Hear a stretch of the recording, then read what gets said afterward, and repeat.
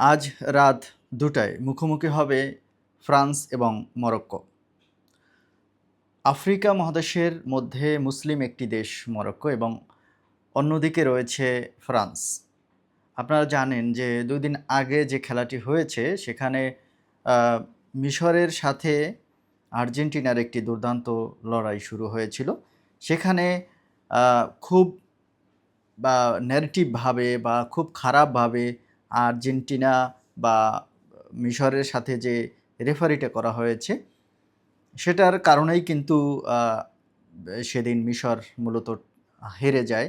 এটা হচ্ছে অনেকেরই ধারণা এবং সেই যে একটি আ হেরে যাওয়া, সেই হেরে যাওয়ার পিছনে যাদের অবদান রয়েছে বা ভূমিকা রেখেছে তারা হচ্ছে ম্যাচ রেফারি। সেই রেফারিরা তাদের কার্যকলাপে কিছুটা বিতর্কিত হয়েছে। আজ ম্যাচেও কিন্তু থাকছেন আর্জেন্টিনার ৫ জন রেফারি থাকবেন মরক্কো এবং ফ্রান্সের সেই খেলায়। তাহলে কি আজকেও সেই রেফারিরা পার্শিয়ালিটি করবেন? তারা কি পক্ষপাতমূলক আচরণ করবেন কিনা? এমন প্রশ্ন কিন্তু এখন ফুটবল ভক্ত প্রেমিকদের মনে।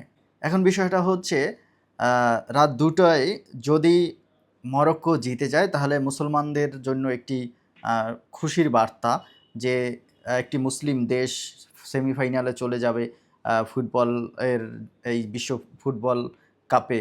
তো এই থেকে আসলে আমরা সবাই প্রত্যাশা করি, আমাদের সকলেরই প্রত্যাশা থাকবে যে এই লড়াইয়ে যেন মরক্কো জিতে যায় এবং সেই প্রত্যাশা আমরা সবাই করি। আপনারা যারা আছেন, যারা মরক্কোকে সাপোর্ট করবেন তারা সাড়া দিবেন এবং ভিডিওটি শেয়ার করে দিবেন।